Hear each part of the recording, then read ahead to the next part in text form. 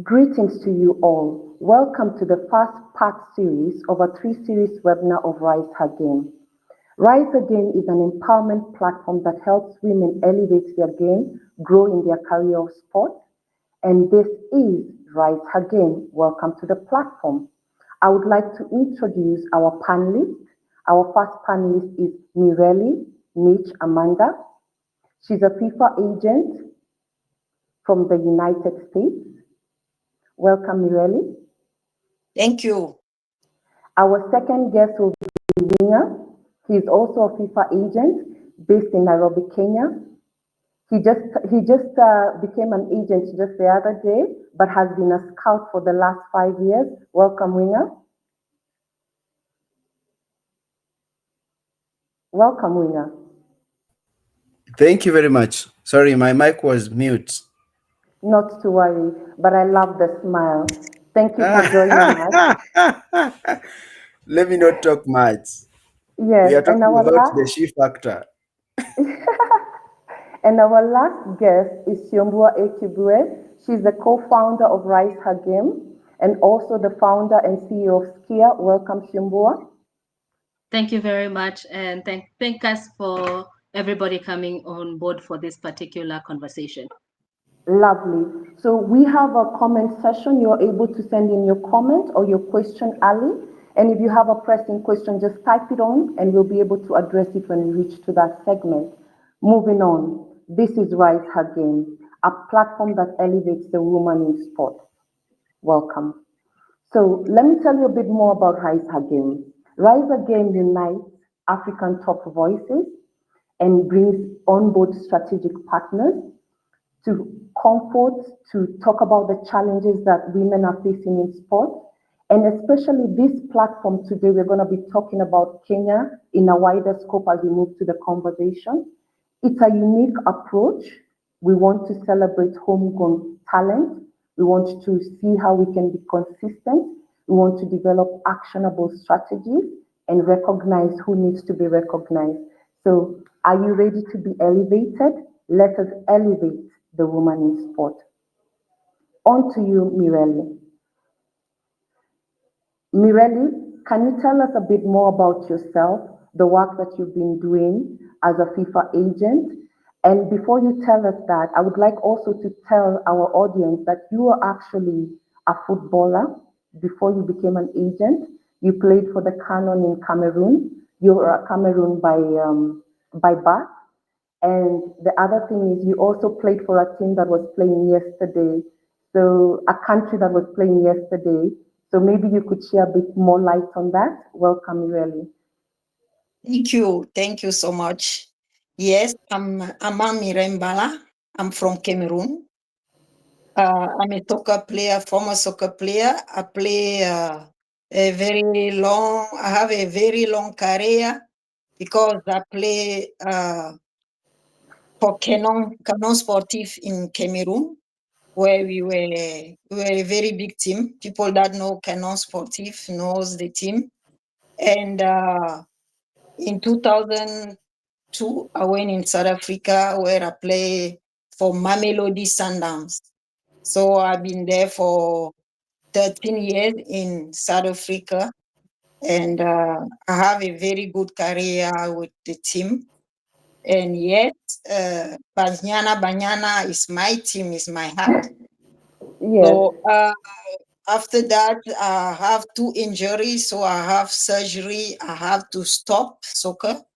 But loving soccer and knowing what is happening in that field, I wanted to bring my modest contribution by helping our young girls because I'm today a FIFA agent. I have my license and I went back in Cameroon in 2019. And from there, I started to be, and I was doing coordination. I was supervising games, all the games that our women first league have. And I wanted to be part of young development and soccer in Cameroon. and also around the world. Is why I decided to take that FIFA exam and becoming in FIFA. So today I have players that I'm following around the world, that I'm helping to sign contract, and that's it. I love what I do, and I will keep doing what I'm doing. Thank you. Thank, thank you very much. And maybe you could share in details later how you're elevating the woman in sport later on as we pick up on this conversation. And it's good that you've highlighted that there is career after being an athlete, and that is the kind of conversation we want to show our athletes that as much as you play this sport, you can also be able to move forward in your career and go into managerial position, admin position. Thank you so much for filling that spot for a lot of women. And it's good to hear that you're already elevating some women in Africa. And I would like to move to a second panelist, Winger. He's also a FIFA agent, but based here again in Kenya and has been a scout. Tell us more about how your journey as a scout, what made you become a FIFA agent, and how you're elevating the woman in sports. Wow, thank you very much. First, let me say sorry for my sister, Bayana Banyana. Things didn't go well Whew. yesterday, but Yeah. it's football, my sister. Don't worry. I know it's hard to accept. It's hard to accept, but I love your football. You guys play very well. I also felt pain, but anyway, that is it. So that's it. So my name is Elisha Winger or Ringer Roth, as you can see. Um I started playing football when I was a small boy, all through my life. I was a goalkeeper, but because my size, unfortunately, I'm not tall, dark, and handsome. Wairimu can say which one is failing me, but height was not me. Maybe I'm dark, handsome, but not tall. So as a Oh. goalkeeper, you need to be tall. So when I went to school, we had four goalkeepers who are taller than me. So I was Mm. goalkeeper number five. I would only be a goalkeeper during the class, the interclasses, which I used to get to finals.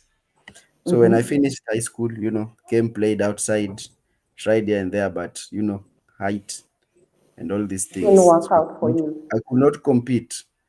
And So you know I that, sorry, go ahead. I focused on education. That's okay. I totally understand what you're saying, and that's a good thing you've said because the physical aspect of an athlete really matters in terms of representation. Do you meet the right? I hear this question a lot when we go to the pitch and when it's transfer season, and they ask so many questions like, "Oh, does he have the right, or is he gonna get his growth span, or is she gonna get her growth span?" So I understand when you talk about the physique of an athlete, it's very important.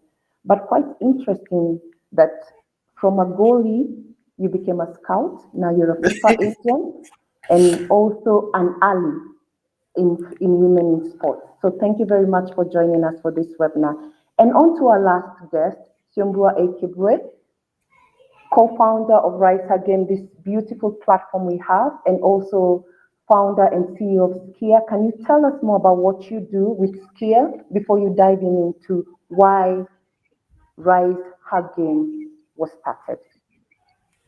All right, thank you so much. And Winka, probably it's just height, so it's okay. Uh, when it comes to Skaya, Skaya was born about 3 years ago. I believe we hit our 3 year mark this year. That was around February. It came out as a need. And one of the reasons as to why it was so important for me to have a sports commercial company specifically was because everywhere I went, there was a sports commercial company, and especially where I studied, but I was not seeing it translating back on the African continent. And so Skia was born because I needed to be able to show the business side of sports in a way where I knew how and how I learned how to showcase it, display it, and be able to provide a better economic platform for the sports on the continent. And that is how we ended up as only representing the African continent. But even though we have a lot of international partners, our main development area is developing sports on the continent. Fantastic. Tell us more about Rise Her Game. Rise High Game was also another initiative born out of need. And this is because, one, we are women in sports. And there, as much as I was an athlete, I believe, when I was in primary school, a swimmer. I believe you already know that. I won you Yes. on the last competition Oh my to goodness. represent Yes, you Kenya. did. Yes, you did. Yes, I, you did. we did. So it's such a small world that we get to do this again very many years later. But Yes. also because the experiences that we had as women athletes and what now we have when it comes to management and seeing what athletes from different backgrounds and different sports are going through. Rise Her Game is here to be able to be that commercial entity and create value onto the sport. Because one of the things that we kept hearing all along was that the reason as to why players are not being paid the same, the reason as to why they are not receiving the kind of treatment that we expect is because again there was no economic value. And so Rise High Game came in to say, I know there is a common value, I know where we can get it from, and I know we are able to be the people to bring it to the forefront with being able to educate our players, being able to showcase their talents, being able to at least work with several brands that are willing to work with ladies on the continent in order to showcase their skills and also be able to safeguard them from some of the situations that they are dealing with. Fantastic. So thank you all for the beautiful introduction, and we really look forward to hearing what we are going to elevate our players and everyone who is in the ecosystem. So once again, I would like to welcome our audience, and just to repeat, we do have three key powerful panelists. Our panelist today is Michelle Mirelli, a FIFA agent from USA. We have Winger, a FIFA agent from Kenya and a scout, and Siombo, a commercial entity and founder of Rise Again. So right now, I'd like to move to the first segment of this webinar, and we would like to address the underrepresentation of the African women in sport. This is a three-part webinar which we focus on the theme, the future of African women in sport. So on to you, Winger. Tell me, beyond, So thank you very much. Thank you very much, yes, Wairimo, for giving me yes, this. What I would love to say is number one, it's very important and very good that you're having this conversation because it's the best and the most appropriate time for us to have this. To be very honest, most African players are, there's a lot of underrepresentation. And what do I mean by underrepresentation? I can confidently tell you that more than more than 95, if not 98% of our players who are playing now, speaking from a point of age, being a talent manager, they are not, they don't have a representative. Even if you look at, even let's say, for example, the scenario of Kenya Premier League, I can confidently say that 100%, if not 99.9% of those players are not under any management. And how is it not good for them? First, most of our players have not been sensitized on the importance of having an agent or being represented. Number two, some of them have got wrong information about being represented and why it is important for them. And this has caused, has created a gap whereby some of them are being abused or being underpaid or going through some abuse in one way or the other, but there is no one that can defend them or can talk for them or can be able to negotiate on their behalf. Most of even our teams do not support. You realize when you approach a team, as an agent, that I'm an agent, I'm presenting this player, they don't want to negotiate with an agent. They want to negotiate directly with the player because the players do not know their right. So that underrepresentation has also created an imbalance, in that there is no balance when it comes to players. This is both gender, not only female, as much as we are talking about the female football, because personally, we cut across. I have both female players and male players. It's the time that now we are talking about it, but intensively in Kenya and also even across the globe. Most of the players, if you go to Europe and you randomly talk to a player who is maybe, from development and they are getting into semi-pro, the most in Europe, they have implemented the law, that the FIFA regulation that players should be represented. It is not easy to find players who are being assigned in teams without an agent. And actually, in Europe currently, Qatar, Middle East, they are insisting that for a player to sign, they must have an agent or a representative. So, okay, In so Kenya or Winger, in Africa, that has not taken place. okay, so Yes. sorry to cut you short, but Winger, what you're saying here is one of the key things that make our women not get the visibility or be underrepresented is because they do not have an agent, one, and because they do not understand why they need an agent. Yes, number one, we have not appreciated the role of an agent. From the players themselves, they have not been sensitized on why it is important, and this has exposed the player. In that, number one, most of them are underpaid. Sometimes their rights are not, respected. They can be abused, or they can be manipulated, or they can be taken advantage of just because they don't have the representation. So Okay. it has created an imbalance in both angle, and most of the time we realize that it's there to the disadvantage of the athlete. Okay. Secondly, or third, Mm-hmm. you realize that they may not be able to get exposed to the right contracts or to some opportunities that they would have gotten to, because when a player is not represented, an athlete is not represented, it means that this player is walking to the field with the mind that if someone will see me, well and good. If someone doesn't see me, they will just sit there. But Okay. if they are represented, then there's someone who will be able to forge for them and can always defend them and also express their issues on their behalf.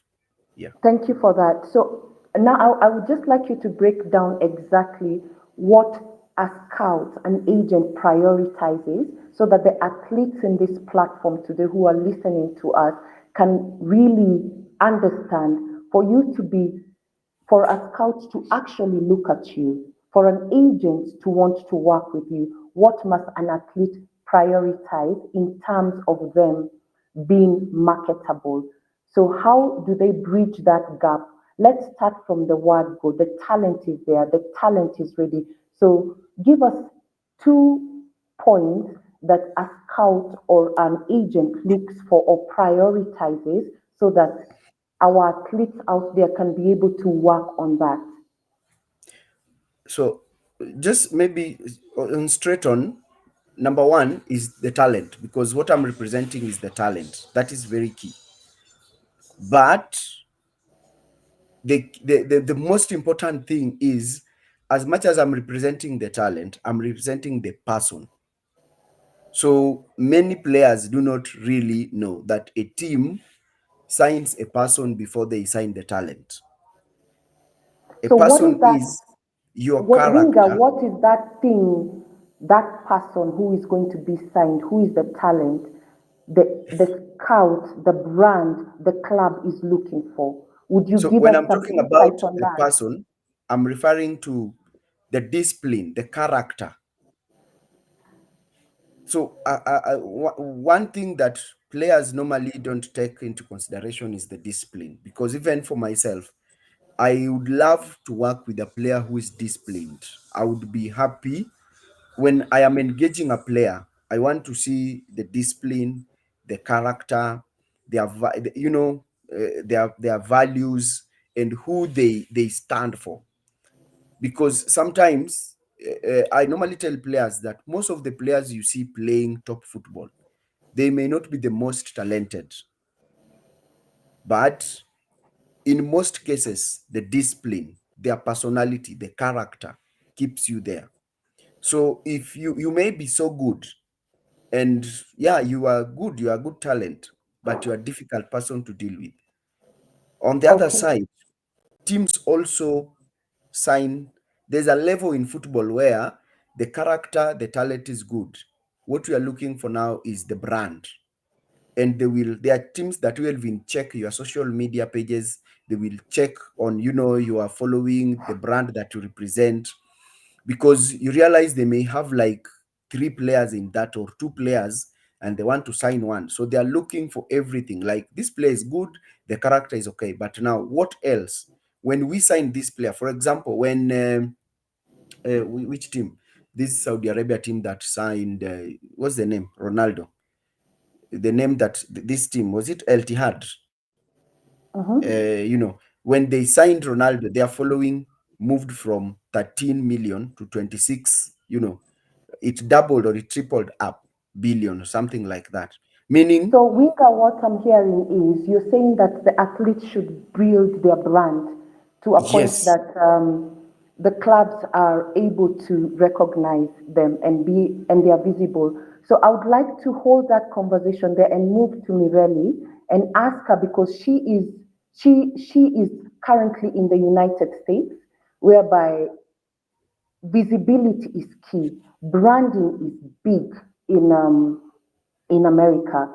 So, on to you, Mirelli. Tell us, what makes an athlete irresistible to a brand? Thank you. We have a lot of problems.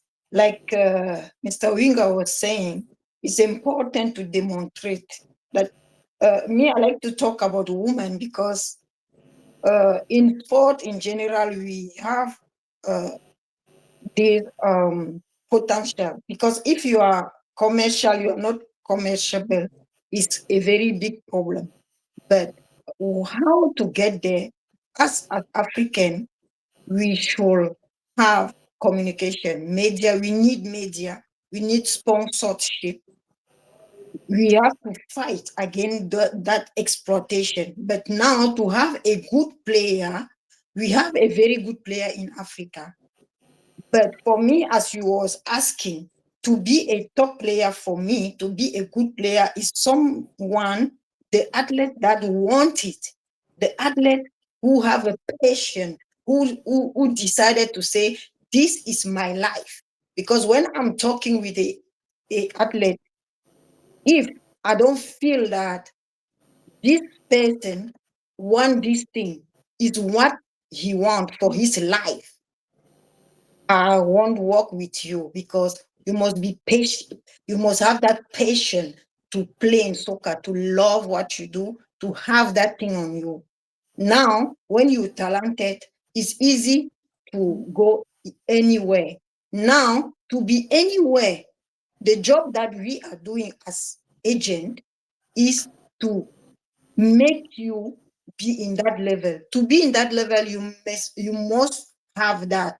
She was talking about uh, commercialization of player. You cannot take the player, like I cannot now. I have player in Cameroon. I have player in Kenya. But how to take those players to United States if we don't have a nice CV, a video, and if they don't know them. Okay, so I hear you, Mirelli, and that's a good thing, because what Winga was saying is what you are mirroring and saying that an athlete has to brand themselves, an athlete has to be visible, an athlete has to be able to show that passion so that when the agent comes on the ground, As much as you're talented, as much as you have the discipline, the scout also wants to see, the agent wants to see the passion coming out of you. And now I want to move to Shiombua, and thank you for that, Mireli. And I want to, these are challenges, even with Rise Her Game. We have, since we started working with Rise Her Game, we've seen that issue of trying to tell the athlete to be more, to be a brand first, because you have to brand yourself in a certain way. So Siumbua, can you tell us some of the key challenges that we are facing as women in sports and the representation? Thank you for that question. When it comes to women in sports, we do have several challenges that we are facing as women ourselves. We do have the cultural situation because at the end of the day, even though we want to move in the pace of what the world is going, we still have our cultural background that we have to consider, and that is something that is actually quite an impact when it comes to how women are seen and represented on the African continent. We do have minimal coverage. I was recently just having actually yesterday having a conversation with Winger, and I was asking him, "Where are you watching the WAFCON games?" Because as much as I can see the highlights, I really want to watch some of these games live. And so he had to show me a different app on where we are able to see it. But you come and realize, but that is not this is one of the major competitions, and a lot of people on the continent are not able to watch it. This is where women representation is coming in. This is where we are supposed to be seeing some of the best talent on the continent when it comes to football. But the access to this type of information is, where are people watching these games? Which apps are we supposed to be downloading? Who are we supposed, like, where, which TV stations are we supposed to be looking into in order to be able to catch some of these games? But you realize that it's also coming down to the Kenyan side. When you're looking at some of the women's sports in Kenya, we do not know some of the teams when they're playing, how they're playing. So not unless you're avidly checking online just to be able to follow a conversation, then you might actually miss when they are playing. So you see, that is on my end, limited access, because when you're looking at in terms of commercial value, one of the things that we have to showcase is how many people are watching, how many people are interested, how many people are coming to the stadium to see these games. But imagine if you're not in a position to even see it at the comfort of either your house or your phone, then how do we convince people to come to the stadium to come and see these young ladies play? We do have, of course, infrastructure. And one of the things that, of course, we fight most is the policy gap that we're dealing with.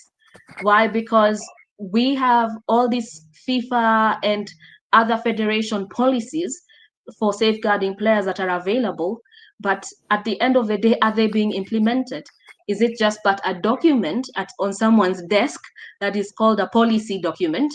Or are they actually being implemented into different teams, different chapters, different situations of where we can actually protect our female players from certain situations? Okay, so you're saying that the main, one of the key challenges you have seen is the cultural aspect. And Mireli also talked about the visibility, which is media. And Winger talked about the talent in itself, how the talent behaves. Is it disciplined? So we've identified a few issues and a few challenges that have been facing our women in sports, especially in this continent of ours. So we have actually covered the first and the second part of the segment where we were talking Yeah. about what makes an athlete more representable, the challenges we are facing. And I would like now to have the three of you go into actionable strategies that we can use. How do we bridge the gaps? And I would like to go on to Winger again and ask you, you talked about the talent. How do you bridge this gap with the talent? Thank you very much. You know, it's always very hard to be the first one to kick the ball, because whichever the direction you take it, you can either kick it the opposite side and you score yourself. So Uh-huh. The bridge is this, first, my sister Siombo has talked about cultural, and also Morel has talked about cultural barrier. For a long time, there've always been this issue of, people don't take the women football or the women sports very seriously. So we can see it, those of us who grew, in Africa, Mm-hmm. whereby yesterday, after watching the AFCON, I was watching, I'm also following the UEFA, and we had yesterday, was it Italy playing against England, and you could see how the stadium was packed. When you normally attend our Kenya Premier League female matches, it's barely handful of people. So the first thing is we have to first have to sensitize people to embrace football. Kenya, the only Kenyan team that has ever seen World Cup, is the female football. If you look Mm-hmm. at our female sports, even in athletes, that is field events, the people who have really carried our flag so high are also female. We had Faith Kipyegon the other day. She was doing the under 4 minutes challenge. She's the first in the world, female, to pick that challenge. If you look at our female volleyball, our rugby female team, they are doing a good job. Our female volleyball team it's a big name in the continent. So there is a mindset that we've built that female sports is not very attractive. And when that is not corrected, even currently, it's just recently that there's this company that came up to support, to sponsor the female football. So in sports, when there is no financial support, these other things cannot, whatever, no matter how they can be goodwill, but if there is no financial support, so it becomes very difficult. So first, we need to do a lot of sensitization so that they can be, we can mentally accept and embrace the female football. Then secondly, we can translate it now to financial support so that we put our money where our words or our lips are. We talk it and we do it. So the moment we'll be able to accept it and believe, and then now money. And when we embrace it, we'll be able to fill the stadiums. The reason as to why most of the African football is Africa football in Africa is not paying well, it's because people are not coming to the stadium. And when people are Okay. not coming to the stadium, there is no money. If you look at Tanzania, where football is picking up, the stadiums are always full when you're playing. When you look at North Africa, when you look at South Africa. So we have to do the sensitization so that the public, the people can accept the female, sports, and support it by being there to support these women when they are playing. And when that support of the fans is present, then the financial support will just come because brands will bring in money. When people are attending the stadiums, they will pay, and the money will Okay. be there. Now when there is money, now we can talk Okay. about commercialization. I agree with you. There is need for us to support our women, and there is need for us to go and watch their games. So that's one thing. We need to change the mentality of how we watch women games. We have to be able to fill those stadiums. So that's a call to action to everyone. When we see our women players on having a game, let us go and support them. So that's one way we can bridge the gap by supporting our women, going to their games, supporting them on social media. So I would like to wrap that and say that don't just we tend to like and follow a lot of athletes, but how many Kenyan athletes are we following? How many Kenyan athletes are we following to the end of their career? Meaning we are supporting them digitally, we are going to watch them play, and we are buying their merchandise. So I understand you when you say there is need for support. Now moving on to And maybe Mireli real just quickly. to remove before you take the mic from me, just to add Mhm. something. we have to look at football or see football as a business and as a career, because, and even players, they have to see themselves as brands and present themselves in a way that they can be consumed by the market. So it has also to come down to the player. And what my sister Mariel said, how bad do you want it? And when you have that anger of how bad do you want it and how far do you want to go? How far do I want to build my brand? So that will prompt you to even build, see yourself as a brand, not just a footballer, but a brand that can be consumed. And again, the teams must also see themselves as brand so that corporates can come, because this is the question. A corporate will not just come and sponsor you and give you money. The question is, what am I getting out of the money that I'm giving you? What is the value for a brand once they partner with you or collaborate with you?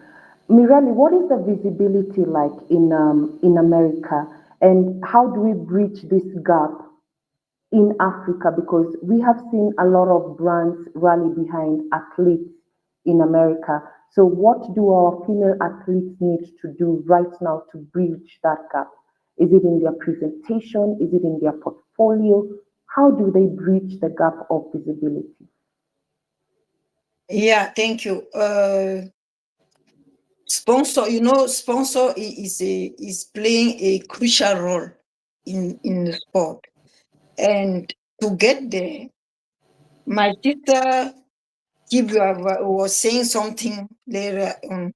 We need to change our mentality, because you will see as a player, I will say for soccer player, you'll see is sometimes it's women, Africa women, because we have our culture. You will see women say, no, this sport is not for women. Any sport that women will do in Africa is not for women anyway. So we have those barriers from ourselves, first of all. And if I talk about Cameroon, because in Cameroon, I know better, we have some uh, advertised people that wanted to bring team very high, but we have our own federation, which is doesn't want things to work that way, because federation want to take everything, control everything, but you see president of team as struggling, paying transport for training section and all the rest. So we have problem ourselves. We don't help our young children to do sport. Now, if you look at what is happening in United States, they understood long ago that sport in general is the best thing to have, and to be in the higher level like they are now in any sport they can do. They do how they know how. You see, last time Reebok went to young player, basket young player, just a young player, no name, no big names, to take them and give them Reebok as brand to start to represent Reebok. And from there, they will grow up together with Reebok, and Reebok will give them what it takes for them to be a professional. So if we have a lot of brand, we have things in Africa, but why is that those things, those organization, those brand, they are not going to our athlete to make them in that level? Because we don't believe on our athlete ourselves in Africa. We think sport is not for women, and it's why we don't push. We don't push, because when I go to stadium here in United States, I'm always amazed, because you see parents are coming to the ground. Everybody is there. You see under 13 playing, you think it's the World Cup, because the ground is full of people. So if we first have to bring that culture on us, that sport athlete, it's nice to go and watch. You can watch your daughter, you can watch your sister Some parents in Africa, they don't even know their kids is doing sport. It's when Okay. he saw him, he can see him on TV going to, I don't know, AFCON, that he will realize that my child is playing soccer. So we have to follow. Is in a lot of, we have a lot of difficulties because it's in many levels. So a Okay. player, I we hear can have you. a good player in Africa. I do believe we have a good talent athlete in Africa, but we are not, they don't have a chance to be followed. And people Okay. coming at like us, trying to help them, sometimes we also face barrier because people don't want us to show kids what is really happening. So yeah. I, I hear what you're saying, and thank you for raising that element of the federation, which is also, and it's good. It's good for everyone listening today to understand that these are systemic issues. There are systemic issues. There are policy issues that need to be addressed from the top level going down. But also, what you're saying, Mireli, is that we need to change our culture towards sports in general because there's already the culture that sports does not pay. And the reason why it doesn't pay is because we do not understand the commercialization of sports in itself. Again, you talked about the what Reebok did. It's a call to every brand out there who is in Africa and is trying to grow with them. You don't need the top players. You can grow with small athletes. Like Kenya has a vibrant talent team. It is vibrant. I would like to see more brands go into these teams, these young teams, the Harambee Starlets, and brand them and grow with them because sports, the young talent will grow and it will prosper. And thank you for sharing that. I would like to move quickly to Siombua. And as we finalize on bridging the gap, Siombua, you were Yeah. talking about the challenges that we face as women in sports, and we've talked about the athletes. But what I'm hearing from Winger and Mirelli, it's also the ecosystem in itself that is also a challenge because we need to open the platform to get into a discussion to Q&A. I see a lot of questions coming to us, so we'll be addressing them in the next few minutes. But I would like Yeah. to ask you, Siombua, we have had what the athlete goes through, but this is an ecosystem that we are trying to also bridge and break down the cultural barriers that are affecting us, we women in sports. Can you talk about what challenges we women who are doing either admin or coaching or being a FIFA agent or you like who is talking with brands and especially what you have faced in terms of commercial, the challenges you faced on that area? Just to get that out so that people can see that the challenges also mirror around the ecosystem. All right. I think one of the biggest challenges that I have faced personally, and especially with player presentation as well, which is part of the things that we do on the commercial and even for brands, is just being taken seriously.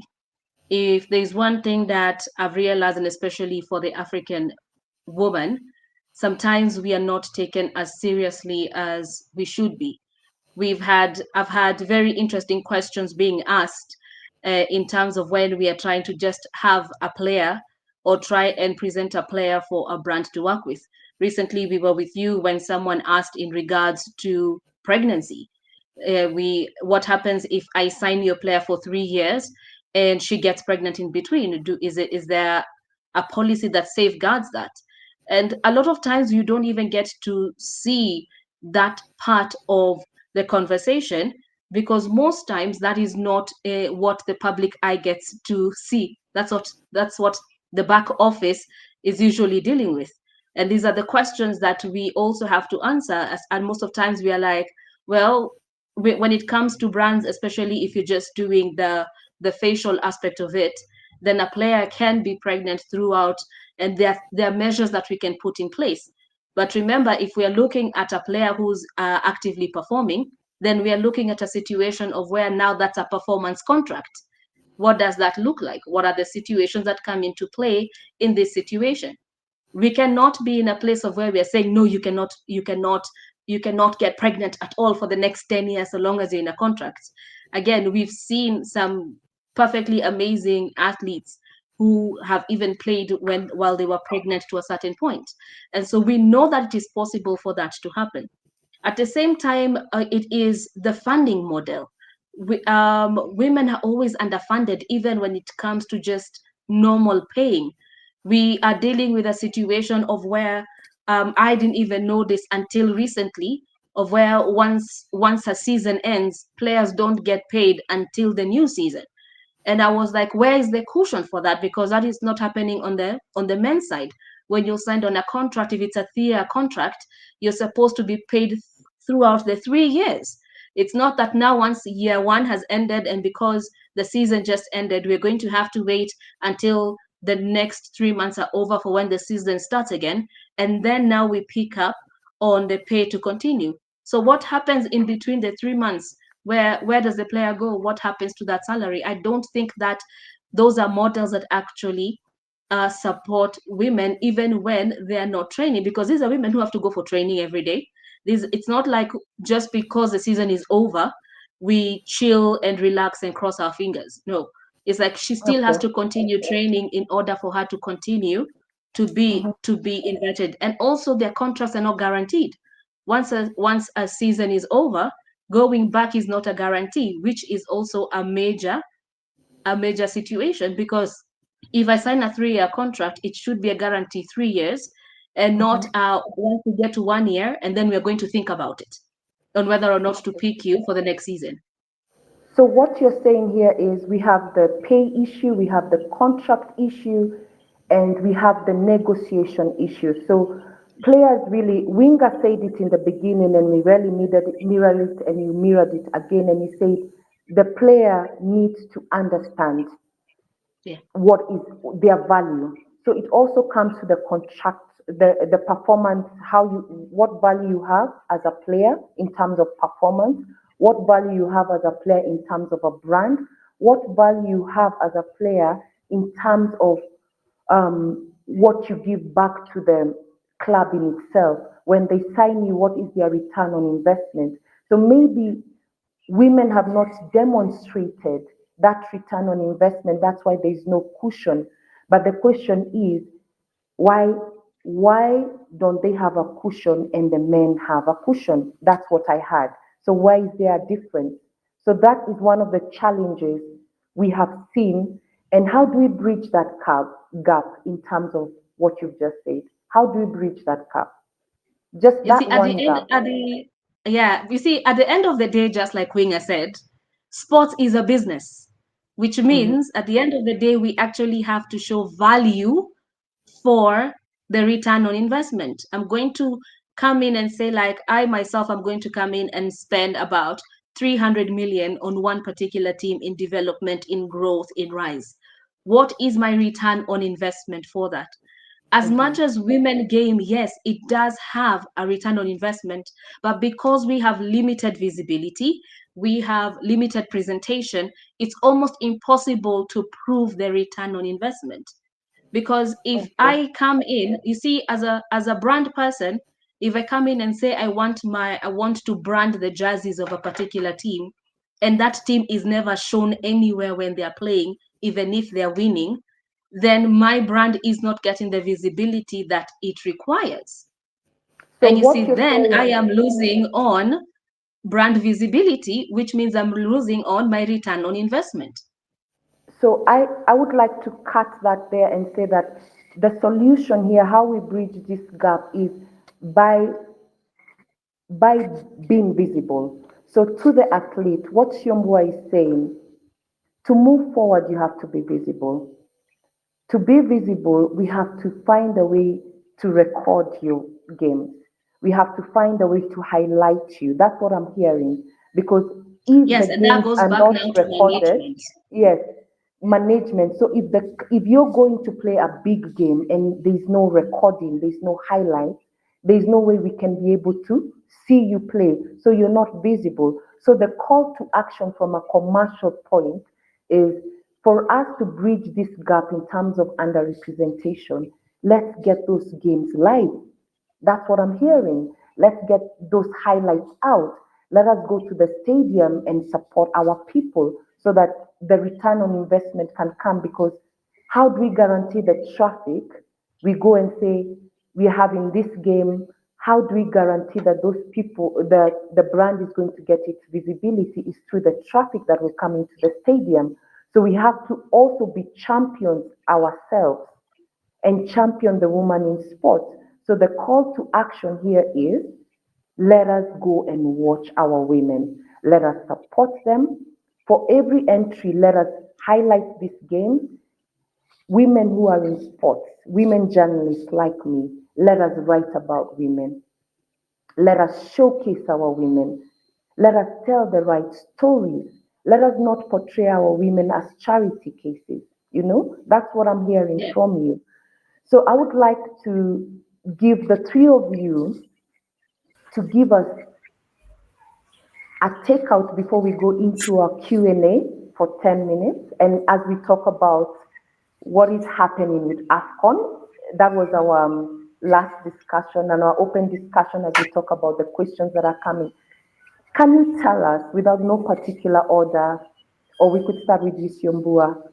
No, let me start with Mireli. Tell us how are you going to moving forward? How are you going to elevate the woman in sports?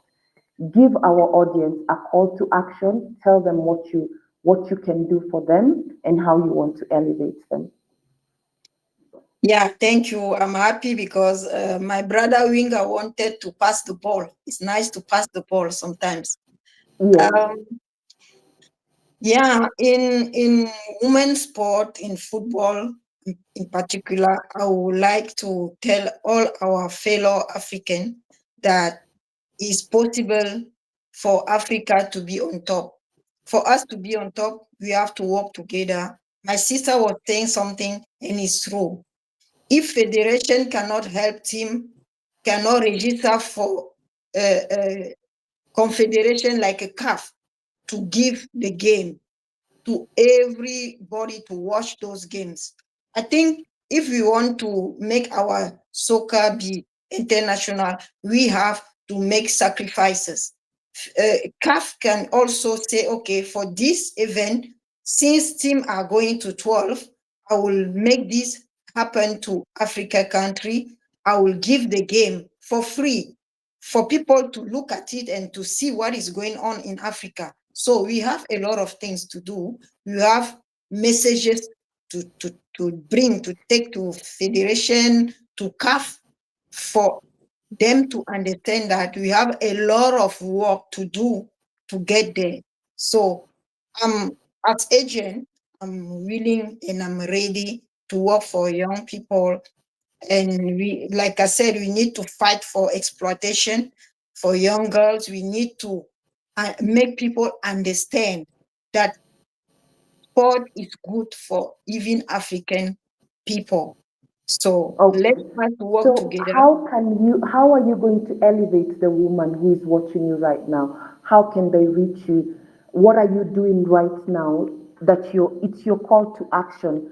We are in the transfer season. What are you looking for? What position do you have? The audience here, if they want to elevate themselves right now, rise their game right now, how can they rise it through you? What is your call to action? My action is to give chance to anyone. Like young girls, I'm giving them. Here we have a scholarship that I'm giving for African girls. Here in scholarship, what I need is this video. She showed me a nice video. I can look for scholarship here for young girls or young boy. That is okay.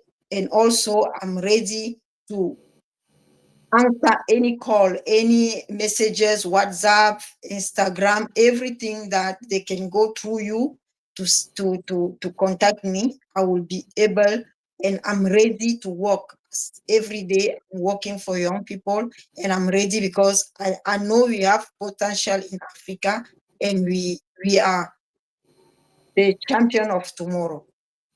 Fantastic. So, ladies, if if there's any gentleman, there's a call for a scholarship. You've been told she's ready to work with you. If you want to get an opportunity to go where she is in Texas, and she's able to assist you get a scholarship. So holler back at us. The platform is there. Tell us, and we will connect you. Winger, quickly, quickly, quickly. And I just want you to take a minute and tell us how you're going to the ladies and the gentlemen if that are listening to you, how are you going to elevate them moving forward? So what is your call to action? So thank you very much. Number one, I want to challenge everyone, like parents, players, and even the industry stakeholders, that we have to move from the mind of doing sports as a co-curricular activity, like an extra activity, and putting sport as the main activity, because it's no longer. Let's move from the game to the sport. When you're talking about Okay. the game, you're just playing. Okay. Secondly, so when I'm talking about sport, I'm talking about, let's think commercial, let's think business, I let's think want to career, hear how let's your think work. call to action. Talk to our audience. Tell them how you're going to elevate them. What is your call to action? How should they reach you? Do you have something for them? That's where I'm going. Yes, because of time. Secondly, I'm not talking about what I'm going to do. I'm going to tell them what I am doing on the 8th and 9th of August. That is next month. We are inviting all of you to come at Juja Preparatory for trials. We are going to have trials. We have invited both international and local coaches, scouts. We have secondary school. Last year, I was able to give around 15 players scholarships for secondary schools. This year, I've got more. I've got schools that have asked me for players, girls and boys, that is, from high school. Colleges are going to be there. I have a number of colleges that have confirmed, universities, they are going to be there. NSL teams, Premier League teams, they are going to come there. And also, some of the players will be lucky to get international scholarships and opportunities to go and either pursue education and sports. We have got opportunities in the US, we've got opportunities in Dubai, we've got opportunities in Portugal, Spain. Even tomorrow, I'll be taking a player to Spain, so he'll be leaving Kenya tomorrow. So there's so many opportunities. So come on 8th, let's meet, let's talk, let's connect. There are so many that you can be able to pursue. Those who want to pursue football purely, or football and education. And for those players who are looking for who can help me see the next level in terms of packaging, I help players with working on their profiles. I have so many players that I've met and I've helped them work on their CVs, help them know what to do when they are doing their videos. So I'm so passionate about it, and connect. There's so much that you can do, because the first thing for a player is your branding, how you look Okay. like, your packaging. Winger, One is asking about before we location. lose the time, before we lose Juja our time on Preparatory. this, yes, Juja Juja Preparatory. Preparatory, is it a chargeable event? Pardon? Yes, it's Are we, chargeable. It's yes, chargeable. The okay, charges are 4,500 per player. Yes. So you can check my Facebook, Elisha Winger, my social handle, Winger Ruth.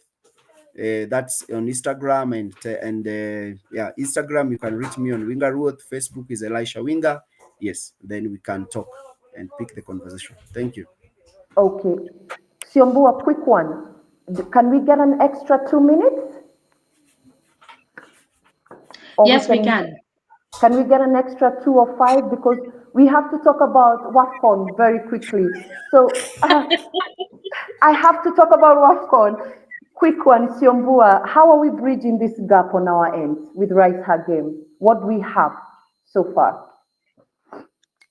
When it comes to Rise Again, we have so much that we have put in place in order for us to be able to achieve the kind of leadership that we want for our girls.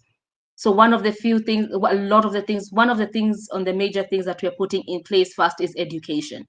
there's one thing that we realized when we were having a conversation with our players is that a lot of people, a lot of them do not have the education the sports education that is required for you to actually excel, not only on the pitch but outside, on the outside platforms.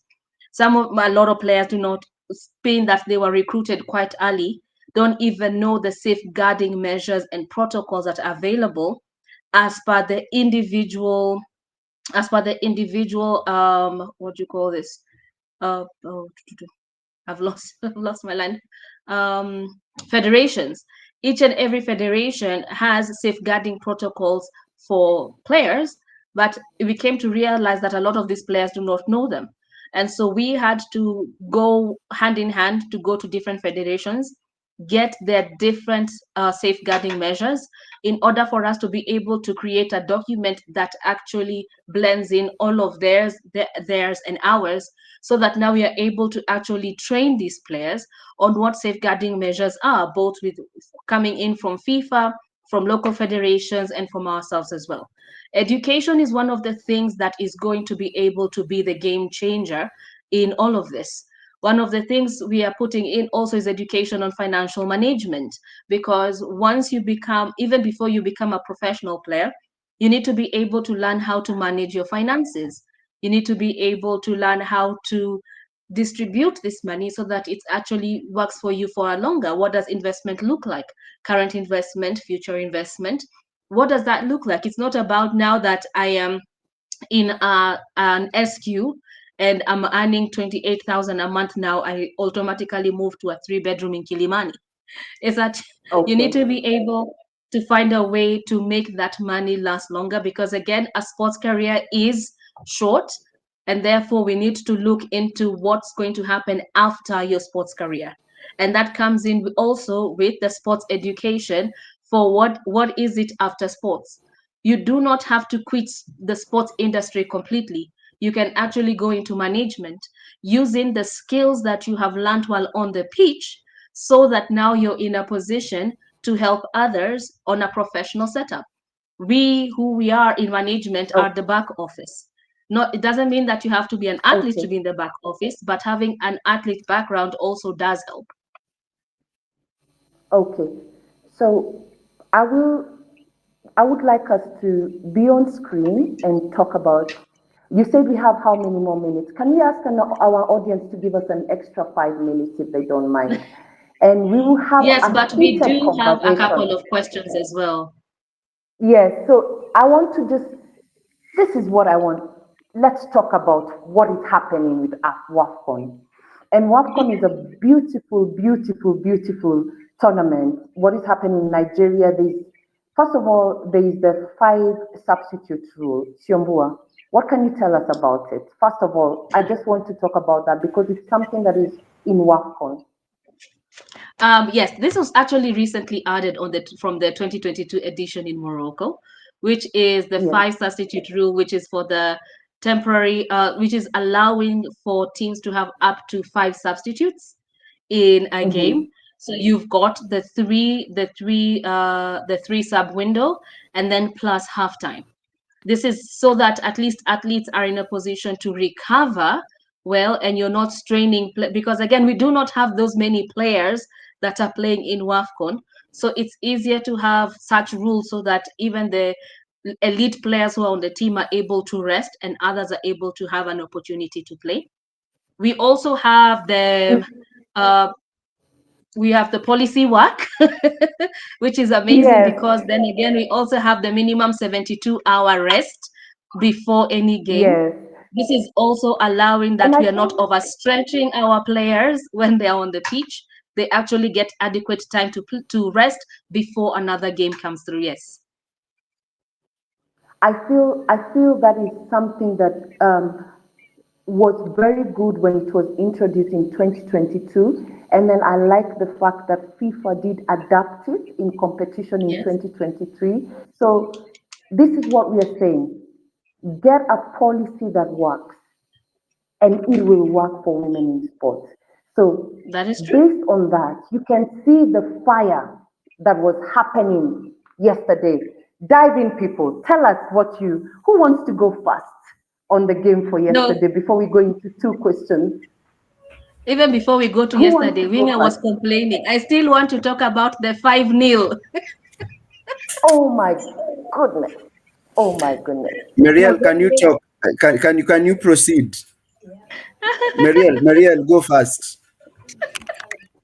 No, I told you, I said that the 5-0 was, for me, I was waiting that. I was expecting that one because you have a coach that came in the competition thinking that she have a big team because she have two players, and she been talking too much, talking very how loaded to everybody, thinking that she's coming to take the tournament. But soccer is a reality. It's not something that you just play because you have players in United States or you have players in France. No, you have to make sure that you have the full package to go and do the job. So what's happened to the team, to my friend Zambia, is just what was normal for me to happen, because she have to prepare her team. Now she realized after the game, and she start talking what she's supposed to say. We need visibility. We need player that play on overseas. If the federation doesn't give a chance to player to go overseas, talk to the federation to make player be professional for them, or have competition to, I don't know how many teams they are playing first league there, but they can say from 12 team to 16 team, and to have a competition, and that competition will So make players to be ready. are you saying that's why they lost like that, Winger? Is she saying because of that, that's why the game was like that No, yesterday, Winger? I'm disappointed with my coach. We lost because of our coach. We've got the best squad, and this coach just decided to abandon players like Helen Chanda. He decided to abandon people like Olubanji, Ochumba Lubanji, very good players. He had a very big problem in the I midfield. know. He had a very big midfield problem in the defense. He left the other goalkeeper. There's this other girl, a very good goalkeeper. He To one decides can to play on play. board. Yes, she decides to What? Yes. play an overage goalkeeper, just throwing herself and causing us very unnecessary goals. We lost not because of players. We lost because of the coach. And actually, Oof. that coach has to go. Anyway, I am so happy among the Yo. teams.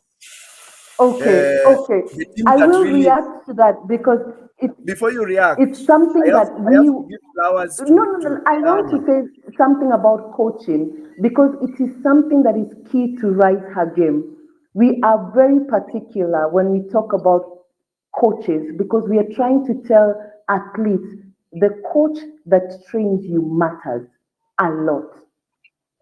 You The know, coach this that trains you We don't matters. have a coach. We have good coach in we have good in coaches in Zambia. Africa. They Why are we so have good. to take why we have to take Sorry about coach that. from overseas? I don't want to say color to coaches, but why we have to change our coaches? We have coaching in Zambia, in Africa. We have good coaches.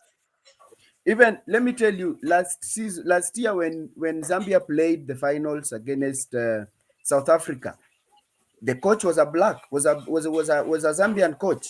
So the point here is we had a coach who believes that you must take players from Europe to come and win. Yet there are players who are very good who are playing Zambia local league, and they were snubbed. They were not even called. So my question is why? Look at South Siombua, your Africa. reaction? Eh? Siombua, your No, reaction? I'm listening to all of them play, and at the end of the day, it still comes down to the presentation. It comes down to actually looking at the sport as a business. If the coach was there to actually make a business decision, inclusive of the country that is selecting these players, those would not have been the decisions that would have been made for the players to be taken to AFCON. Why? Because this was actually a highlight showcase on the Mhm. players that you currently have as a country. And so when you're taking players to a platform like that, they need to understand that we, the business people, are watching. because we are looking at which players are we going to scout next, which ones do we want to buy, which ones do we want to invest in. And so if you take some of the not some of the best players, then even us on the business decision, we are wondering who is in the back office and who's making these kind of decisions. And so even as much as we say that the coach, yes, did a terrible selection, remember that the coach is not the only one who's making these decisions. There are people in the back office who actually said, yes, take that player, let's leave this one behind. Those were not people who are actually making decisions from a point of no, or from a business perspective, or the fact that they actually wanted the best for their teams. Some make decisions out of emotions, and eventually what do we get? A 5-0 a 5-0 loss with your But team. again, You get if you look, I Nigeria watched. whooping you straight up. Completely, This is the completely. point. It was a The Zambian team, the first match they had, it was so clear that Zambia had a very faulty defense Yeah, and a very weak midfield. And if you true. look at even by statistics, they are the teams that have conceded the highest number of goals, and they yes. were conceding very flimsy goals. There Actually, is yes, no I agree way with you. there is no way you can concede as a coach. You concede two goals the same way, long balls, and you can't change it. You can't do anything, and you are not seeing.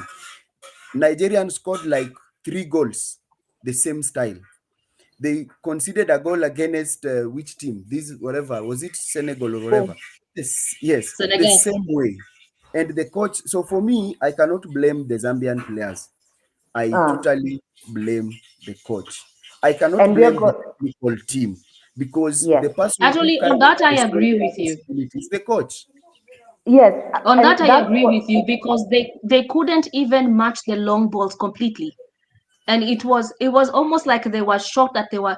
And I think once the technical team for Nigeria actually watched the games and realized that the weakest point for the teams are actually the long balls, they totally took advantage They of did, that, and that's they what put took them in the advantage earliest of it lead.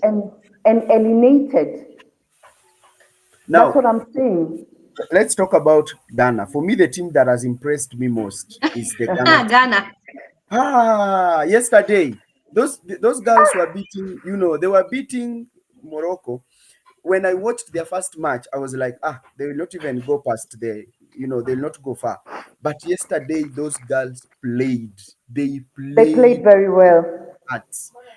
If They only played with they their lack hearts on the floor, on they the pitch. lost Sorry. because of two things: decision making and composure with the ball. Before they had so many chances, they lacked composure, they were shooting out.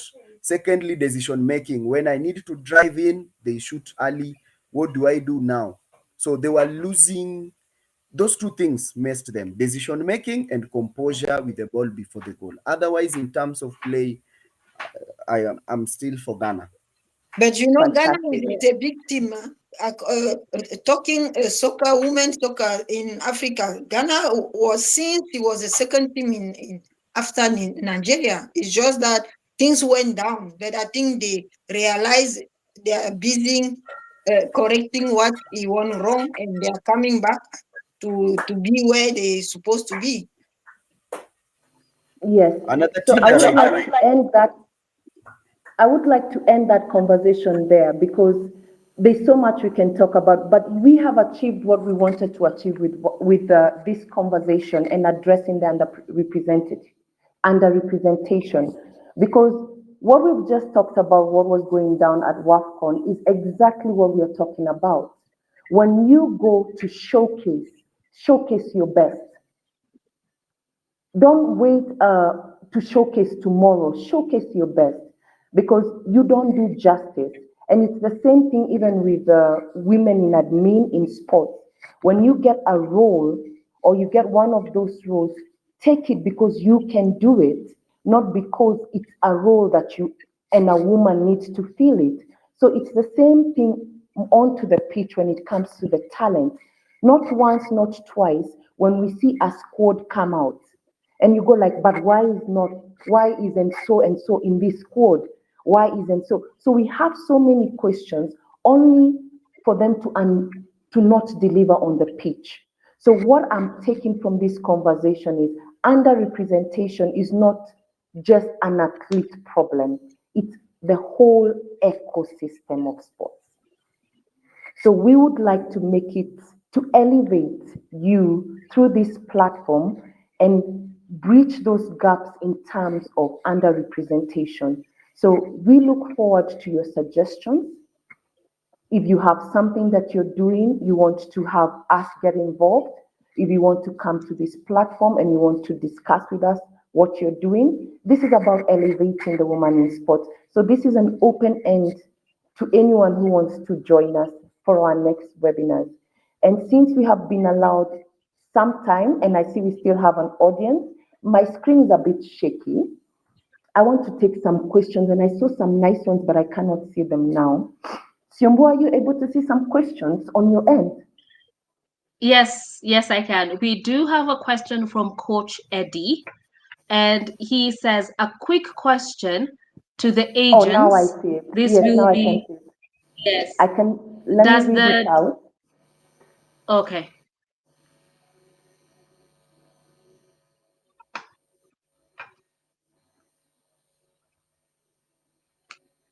Okay, did he ask of another question? Because this feels like it's another build up to a different question. Did he have another question before? No. That was the first question. Does he have another question following up onto that? No, Okay.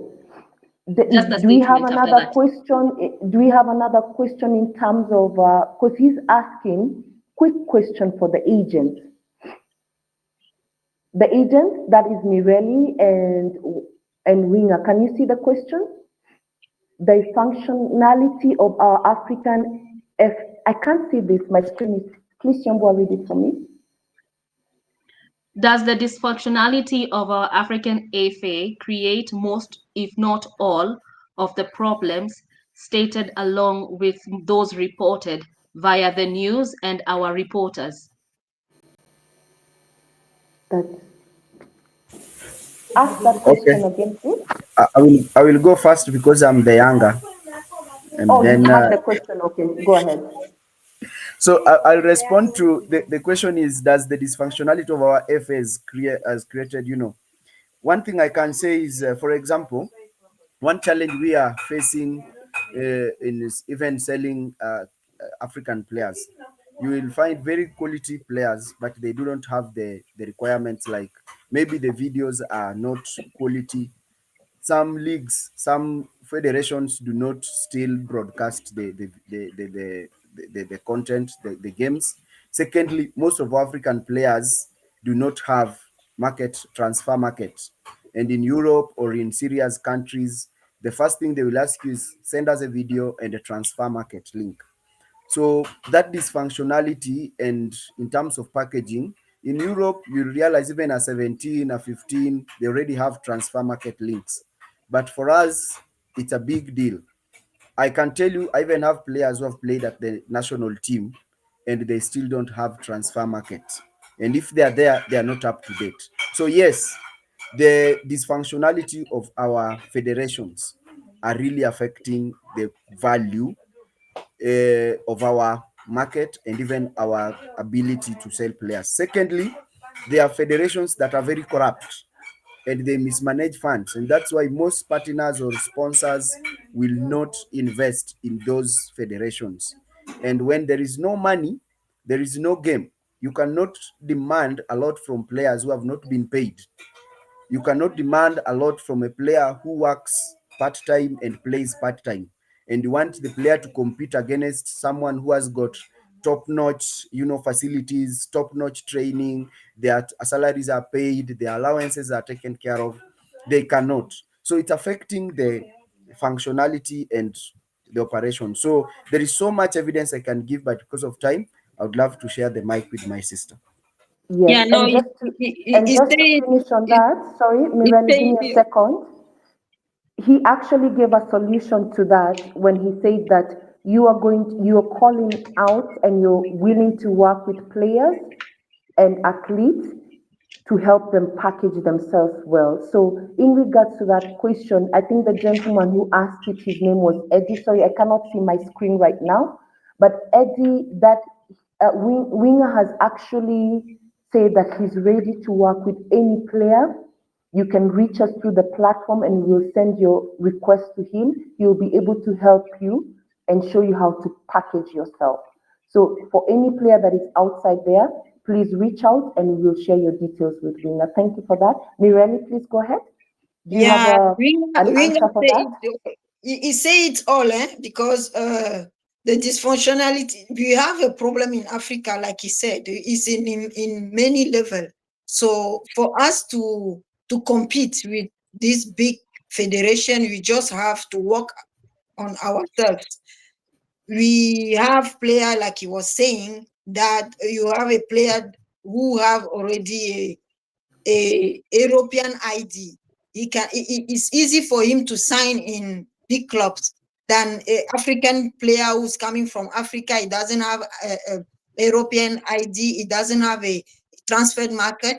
Those things are the team just have to go through and look at the player. But you have a very good player who doesn't, they don't know him anywhere. It's complicated for us to sell that kind of player. So it's a lot of things that we really want our federation in Africa to understand and try to work with agents, because sometimes we feel like agents, federation think that agents are a problem, bringing communication and orientation to players. So we have to understand that we are doing the same thing differently, and we have to work together to make Africa grow. Thank you, Mireli, for that. And just to add on that, on the patching shot, when you talk about a FIFA agent, you're able to, if you're an athlete and you want to know if this agent is legit, every agent who is licensed under FIFA and has gone through the test and has passed their FIFA agent test, they're usually listed, isn't it? So the two agents you're seeing here, you can find them, they are listed. So before if somebody comes to you and tells you they're an athlete, there is a database of the athletes and they are organized according to category. So that information is out there for you. So do not engage with an agent if you're not sure about their credibility. FIFA has already done that for you. They verify all their agents and they put their names on their website. So in terms of agents, if they're trustworthy, FIFA has already taken the doubt from that. I think the culture now is for the athlete to accept to work with an agent, yeah? Siombua, do we have another question? Yes, we do have a question from Evans Waweru. And although I'm not sure which one this one is directed to, so I think I'll send it to Winger. And Just it's put it on the screen. I see if I can be able to see it. I'm having a problem. yes. I Have think you that been one, involved with grass? Yes. I think that one we will keep it. We will not address that because that falls completely under talent development and pathways. And we were trying to look at the underrepresentation. So I would like the questions that are directed. I wish I could be able to see that directed towards the representation part, the agents, how to approach brands. Do you have any question in regards to that or a comment? No, no, Maybe but I would somebody is definitely sharing like something to. that we can be able to share with our.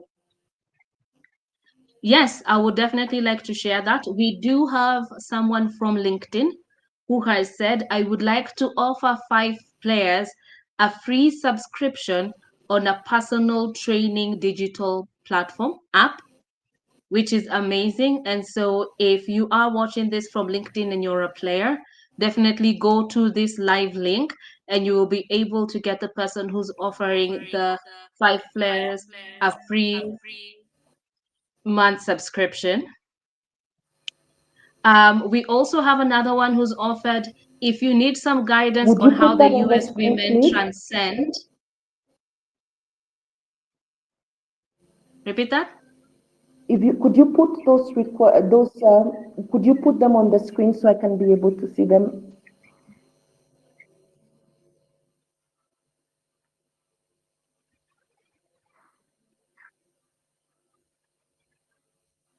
Oh, that is nice. We will reach out. Thank you so much for sharing that information. And I think, Mirelli, there is somebody also who is keen on women in sports in America who is willing to work. That is a beautiful response. And ladies, do not take these calls for action lightly. Please engage. This everything that has come onto the platform. We will share it again. We will compile it and compress it and put it out there for everyone. Again, Rise Again is a platform that elevates the woman in sports. We appreciate you for joining us for this first webinar. It's the first part of a three-phase webinar where we'll be talking about a lot of things that deal with the woman in sports. And for our next webinar, we'll be talking about rights holding, which still works around underrepresentation. So we are looking for any, if you're interested in talking about rights holding, we'll be very happy to have you on board. And Siombo, I think we had underestimated the conversation. We had said 1 hour. So next time you're gonna do it for 2 hours so we are able to segment this conversation and pack it and just deliver the value we are looking for. What do you think? Yes, we probably do an hour, 30 minutes. I think 2 hours is a long Mm, conversation, but it also depend yes, on. but yes, yes, I am happy. Do you have anything? I give you a parting shot for us, we can do a parting shot. What do you want to say? What was your experience? No, me, I'm very happy to be invited to the today, and thank you for everybody been watching. Dimitri, I took some messages coming in. Thank you for everybody who was following. We just want Africa to grow in sport, so let us come together and do that together. Thank you. Thank you so much. Siombo? Thank I want to say that thank you everybody who joined us today. And as much as we were talking a lot about football, Rise Her Game actually covers every single sport where women are. So it's not just football. We are in rugby, we are in basketball, baseball. We are every single sport that women are there. Rise High Game is there to represent the women and to be able to give them not only a voice, but also a platform for where they should be shining. I did see a comment on where someone had stated that they haven't heard of Rise High Game. And all I can say is watch this space. We are here. We're here to stay. And it's going to be a very loud impact that we are coming in with in terms of the player representations. And because I've seen, he said he's actually been to Africa Football Business Summit. I'm looking forward to meeting him, Mr. Ndege, if you're going to be coming to Mombasa for that one. I, Oh, yes, I, I I can't met wait him to last see him. time. I did. Oh, I should Ah, have okay. said her. I met him last time. Last year, he came for the football summit. Yes, a beautiful initiative by Brian. It's amazing. I think we'll try and bring him onto the show next time, onto the All webinar right. next time. Yes, Yes. Yeah. So yes. I'm looking forward to the many more webinars. You're going to be seeing more of different sports representatives. And so I'm looking forward to just continuing this conversation and being able to see the impact that you're going to have on the African continent and for the women in Africa in sports. Thank you so much to all our audience. This was Rise Again. What we I have like not to do given my most, parting shot. elevates the woman in sport. Why, Rimo? Oh my I've goodness, not. sorry. Oh, I'm You are so going to sorry. pay. You are going to pay. I think I'm working with the clock here. I do not want to extend I the timing. no, I am so sorry, no, Ringa. I think, no. You are going to pay. forgive me. Go ahead. In Go in ahead. sports, you make mistake, you are punished. Tell me about it. So anyway, guys, thank you very much. You know, Yes, I've go got a ahead, background Ringa. in Sorry. coaching. I've got a Eh? background in coaching. I've got a background in coaching. So you make a mistake, we penalize you. So you will be penalized. So anyway, thank you very much, guys, for joining. Thank you, Mhm. Simbwa Rimo, for creating this conversation. You know, I didn't know it will be this big when Simbwa started this conversation with me. Thank you very much, Amand, for creating time in your busy schedule. within a very short notice, and you're like, yeah, yes, we can do this. So thank you very much. What I can tell us is like, sports business is like the game. You cannot play it alone. We have to work as a team. No matter how Zambia had the best striking, they are no longer in the tournament because their midfield, their defense Woo! was weak. So that is the lesson. So no matter how good you may be at as in one area, you need the other person. You need a good goalkeeper, you need a good defender, you need a good winger, you need a fast winger, you need a sharp striker, and then the team works. So we need all the stakeholders in the sports mini industry so that we can make this work. So we Yes, need and you. that's all the time we have. Winger, I have to cut you because of the time. We are 30 minutes ahead, and I would like to get people to go and rest now. So this was our first webinar. Thank you very much for everyone who has joined us.